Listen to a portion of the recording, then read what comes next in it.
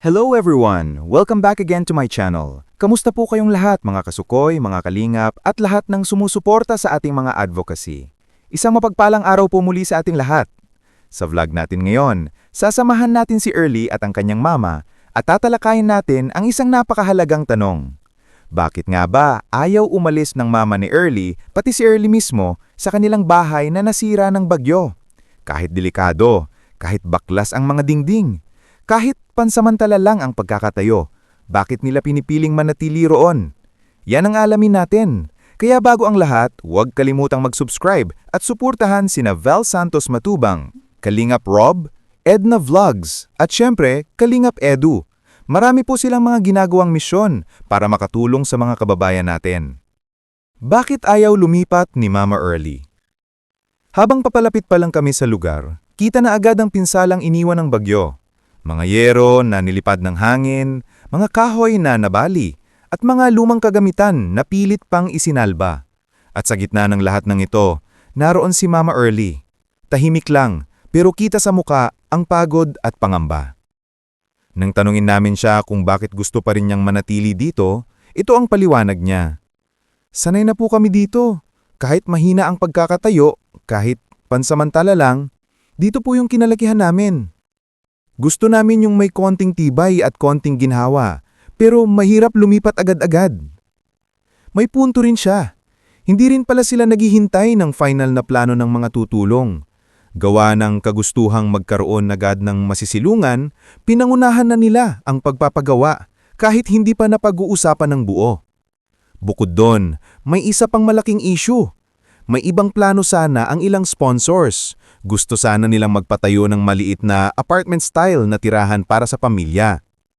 Pero ayon kay Early, tila tudol sa doon. Hindi ito tugma sa gusto ng pamilya. Mas gusto nila yung simpleng bahay na sila mismo ang nakakaintindihan ng pagkakagawa. Pasilip sa kanilang pansamantalang bahay.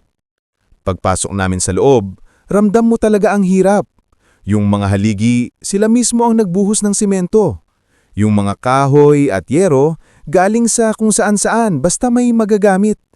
Yung bubong, halos lipa rin na kapag malakas ang hangin. Yung lutuan, nasa labas lang. At kapag umulan, halo-halong baha at putik ang iniinda nila.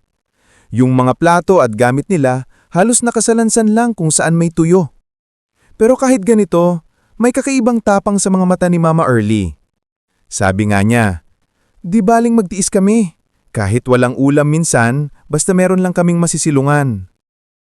Habang nakikinig kami, mapapansin mo talaga na hindi kahinaan ang dahilan ng pagpili nilang manatili dito, kundi attachment, alaala, at pangarap na maitayo ulit ang lugar na naging tahanan nila mula pa noon. Ang ilaw sa gitna ng dilim. Kahit napakadilim sa loob ng kanilang bahay, sinisikap nilang maging maayos ang gabi. Isang maliit na ilawan lang ang gamit nila, pero sapat na para makain pamilya, magpalipas ng oras, at mag-usap-usap tungkol sa kinabukasan. Nang nakita ko yun, doon ko napatantong hindi nasusukat sa tibay ng bahay, ang tibay ng loob ng tao. At dito nga papasok ang magandang balita.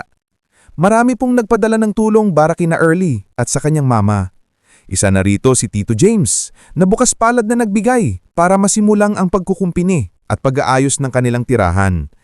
May ibinahagi rin si Tita Dean, na nagbigay din ng support para mabawasan ang problema nila sa pagkain at pang-araw-araw. Unti-unti, may liwanag ng dumarating sa sitwasyon nila.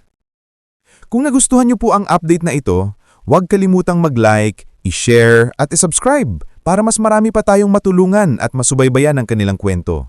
Maraming salamat mga kalingap at sana po patuloy tayong maging instrumento ng kabutihan. Kalingap Rob, Edna Vlogs at syempre Kalingap Edu. Marami po silang mga ginagawang misyon para makatulong sa mga kababayan natin. Bakit ayaw lumipat ni Mama Early?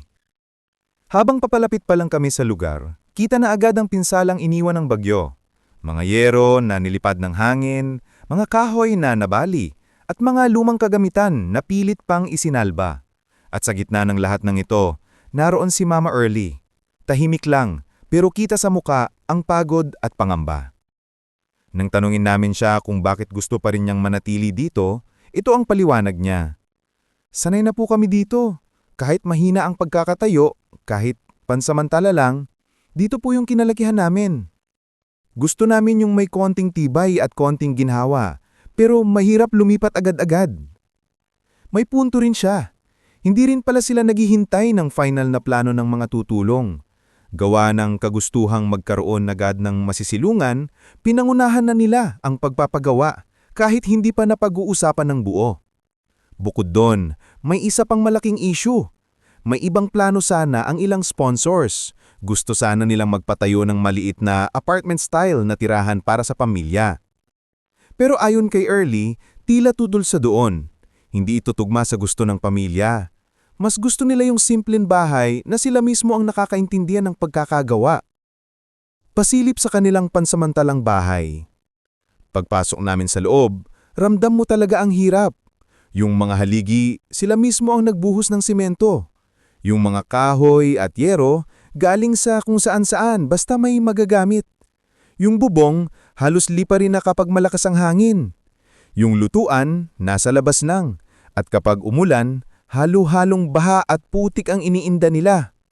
Yung mga plato at gamit nila, halos nakasalansan lang kung saan may tuyo. Pero kahit ganito, may kakaibang tapang sa mga mata ni Mama Early. Sabi nga niya, "Di baling magtiis kami. Kahit walang ulam minsan, basta meron lang kaming masisilungan." Habang nakikinig kami, mapapansin mo talaga na hindi kahinaan ang dahilan ng pagpili nilang manatili dito, kundi attachment, alaala, at pangarap na maitayo ulit ang lugar na naging tahanan nila mula pa noon. Ang ilaw sa gitna ng dilim. Kahit napakadilim sa loob ng kanilang bahay, sinisikap nilang maging maayos ang gabi. Isang maliit na ilawan lang ang gamit nila, pero sapat na para makain pamilya, magpalipas ng oras, at mag-usap-usap tungkol sa kinabukasan. Nang nakita ko yun, doon ko napatantong hindi nasusukat sa tibay ng bahay, ang tibay ng loob ng tao. At dito nga papasok ang magandang balita. Marami pong nagpadala ng tulong para kina Early at sa kanyang mama. Isa na rito si Tito James, na bukas palad na nagbigay para masimulang ang pagkukumpini at pag-aayos ng kanilang tirahan. May ibinahagi rin si Tita Dean, na nagbigay din ng support para mabawasan ang problema nila sa pagkain at pang-araw-araw. Unti-unti, may liwanag ng dumarating sa sitwasyon nila. Kung nagustuhan niyo po ang update na ito, huwag kalimutang mag-like, i-share at i-subscribe para mas marami pa tayong matulungan at masubaybayan ang kanilang kwento. Maraming salamat mga kalingap at sana po patuloy tayong maging instrumento ng kabutihan.